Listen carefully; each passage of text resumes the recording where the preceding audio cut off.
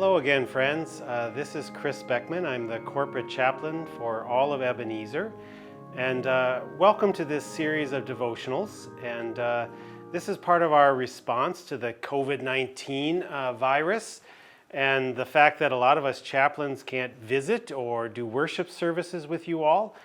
So we're going to try to do this via television and see how it goes. We're also producing a series of worship services, which you can see online as well. And if you have questions or would like to see those, reach out to your activities director or to the executive director at the building in which you live in. This is the fifth devotion, and I gave it a title called Holding On. As a chaplain, I'm often called to be with people at those difficult times. And it's a sacred place, and it's a sacred time. And I feel really honored and humbled to be with you during those difficult times. One of the most difficult things about that, however, for a lot of us, is not the fact that we're grieving, not the fact that we have had a loss or are dealing with end of life, but most of us struggle with the fact that we look so bad during those times. It's almost like I want to grieve in the best way possible. And we want to grieve without pain. And we want to grieve without suffering. And we want to grieve happily. And we want to grieve perfectly. I'm from that kind of generation, so I know all about that. But that's sort of missing the point, friends. We're in a difficult time now. And what I often say to people is that the point of this time is not to do this beautifully or gracefully or artfully or without pain, but it's simply to get through it and to hold on. That's one of the wisdoms of lots and lots of people's generations of loss and suffering. We're not going to do this happily. We're not going to do it beautifully. We're not going to grieve with grace all the time. We're suffering. We're having difficult times. I love watching old movies, and you probably do as well. And whenever there's a death on one of those old TV shows or the movies, I always look to see who's going to wear the black armband. Do you remember that old custom where after someone died who was close to you, you would wear a black armband for an entire year? Do you know why?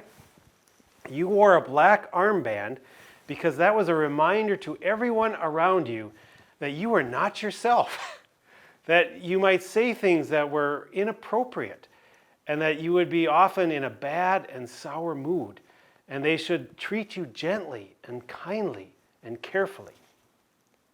My Jewish brothers and sisters have a wonderful tradition as well. After someone dies, they cover up all the mirrors. Do you know why? They cover up all the mirrors so that you don't look at yourself, so that you don't see the way your tears have changed your mascara, or the way you have bags under your eyes, or the way that your face looks after crying and tears and pain. They cover the mirrors because they don't need to look your best in those times. One of the things that I would say to you today, dear friends, is we always talk about being kind and gentle with each other. It's our Christian call to be kind with each other. Love your neighbor. What I would say to you today, dear friends, is the call is to be gentle and kind with ourselves as well. We're all going through this, no matter whether we live here, whether we work here, whether we have mom or dad here, whether we're on the board. We are all in this together.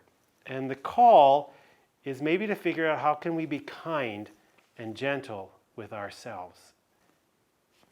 In this journey, we're trying to be gentle and kind with ourselves. And a good starting place might be just the fact of accepting that this is a difficult time. I once had a friend of mine who came to me. She's a social worker, and we were talking about anxiety. And she was saying, gosh, I have a lot of anxiety. And as we were talking, we got to a place where we were realizing that she was anxious about the fact that she was anxious. Now, think about that. What if we could at least not be anxious about the fact that we're anxious? We're going to be anxious. We're going to have depression. We're going to be sad. We're going to grieve. We may even end up losing someone near and dear to us. Don't add to your burden by trying to get rid of it easily or saying, I shouldn't feel this way. This is a part of our human life, our journey, and part of it is going to be very painful, and part of it might be even funny. I'm going to share a personal story. I've been going to a lot of our communities over the last weeks trying to provide support, and I haven't done as much lately because we're trying to prevent the spread. But I had gone to 4 communities in one day a couple of weeks ago, and I was on to my 4th community. I had gone from Richfield to Minnetonka up to White Bear Lake, and now I had to go to Wyoming. And I was supposed to help do a service that night. And I had gotten up there like at 4 o'clock, and I was a little tired, I thought. So I thought, I'm going to sit down in the lobby on the couch. And I'm going to just collect my thoughts, and then I'm going to get ready to do the service. Well, I sat down on the couch in the lobby of this facility, one of our facilities, and I fell asleep. The chaplain. And I don't know how long I was down, probably 15 minutes. But when I woke up, one of the ladies was sitting there in a wheelchair. And she looked at me, and I could see in her face she was asking the question, is this the chaplain? Or does he live here? Now, that 15-minute nap was the best thing that I could have asked for. It gave me strength and restored me and made me feel so much better.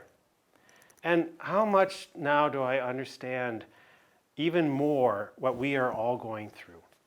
Whether we live here, whether we work here, whether our mom or dad lives here, whether grandma or grandpa live here, whether we're on the board or part of the leadership struggle. We are all in this together. And we're not always going to be at our best, but we're going to power through. We're going to hold on. We're going to cover the mirrors. We maybe even should wear black armbands so that we treat each other kindly as much as we can, but also importantly, so that we treat each other and ourselves with the same gentleness and kindness that we want and give to each other. Good luck. Thanks for listening.